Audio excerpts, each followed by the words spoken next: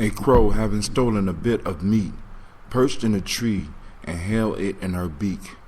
A fox, seeing this, longed to possess the meat himself, and by a wily stratagem succeeded.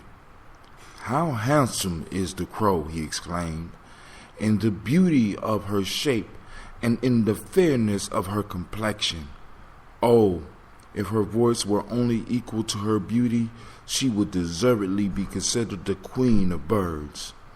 This he said deceitfully, but the crow, anxious to refute the reflections cast upon her voice, set up a loud caw and dropped the flesh. The fox quickly picked it up and thus addressed the crow. "My good crow, your voice is right enough, but your wit is wanting." Man, this is Folk Tales for Grown Folks. That was The Fox and the Crow, an Aesop fable.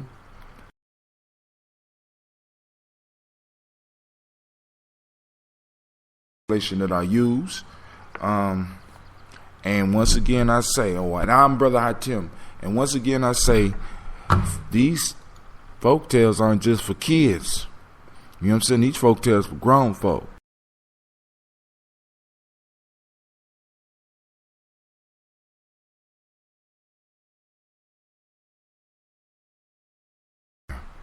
So, we have a crow who has something of value, something to eat. And the fox desires what the crow has. Now, many of us in our lives, we are in this situation, and just like the crow, we're not realizing that other people want what we have. We don't value it in the same way that they do, but they want what we have. So they will use all types of tricks to extract from us what it is we have that they desire. Even if they find out they no longer want it. This fox was slick. And you have many foxes in your life. The fox, the rabbit, the spider, all these represent trickster spirits. And these trickster spirits, they're not evil. Let me put it that way. Let me put it that way. They are not evil. They're not good. They just are, and they dare and they do what they do. And most of the time, because they're not strong enough to take from you what it is you have, at least strong in body, they are strong and quick in mind. And we have to be watching out for these tricksters. As a matter of fact, if I'm correct, in some scriptures say we must be as wise as a serpent and as gentle as a dove. See, these beings represent quick wit, quick wisdom, to be able to overcome impossible challenges. And they're able to take from others, not by physical force, but by their mind. Right? So the crow is sitting up there, like many of us, sitting up there, holding something that, rather than handling it and eating it, she kind of wanted to sit up there and show off. And the first thing that this fox does is start flattering her. Now, ladies, this one is especially for you. He starts flattering her on the beauty of her feathers and the beauty of her complexion and the shape of her body and her silhouette. And he's throwing all these compliments. But then he throws out a question. I wonder if her voice is as beautiful as she is. And if her voice is that beautiful, I will declare her the queen of birds. Now, let's look at this. We have a fox claiming that he could declare a bird queen of birds.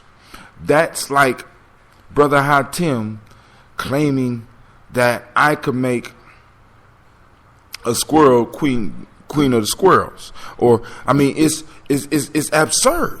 And we often fall for absurd things because we want to believe it. We want it to be true. And she wanted it to be true. She wanted to be the queen of birds.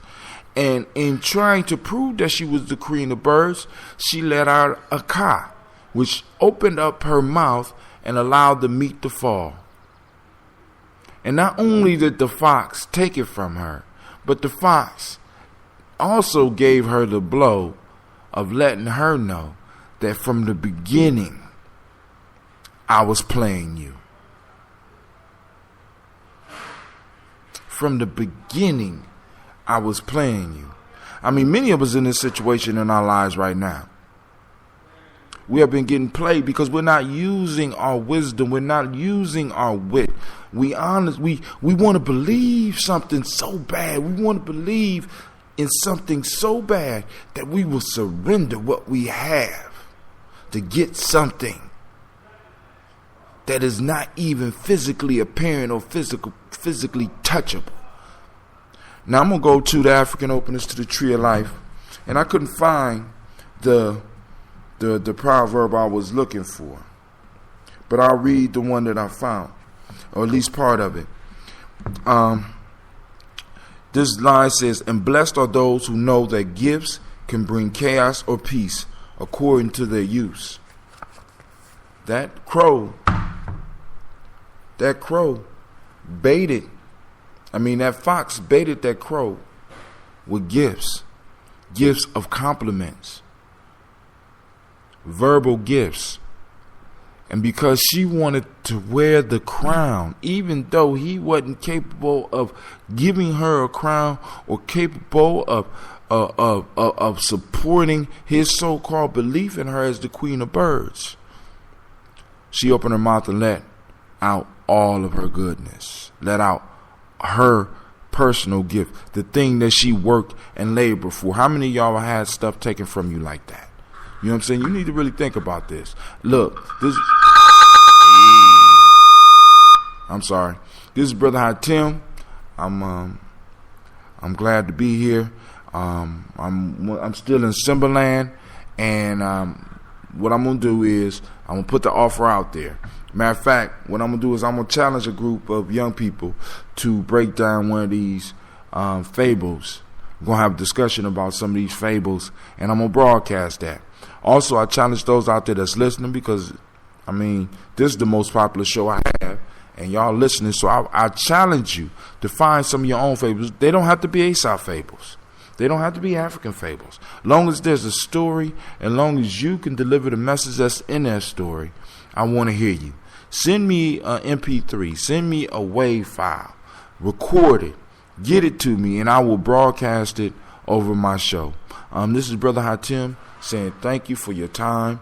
Thank you for your patience. And with that, I say peace. And I pray that your day will be as beautiful as you are.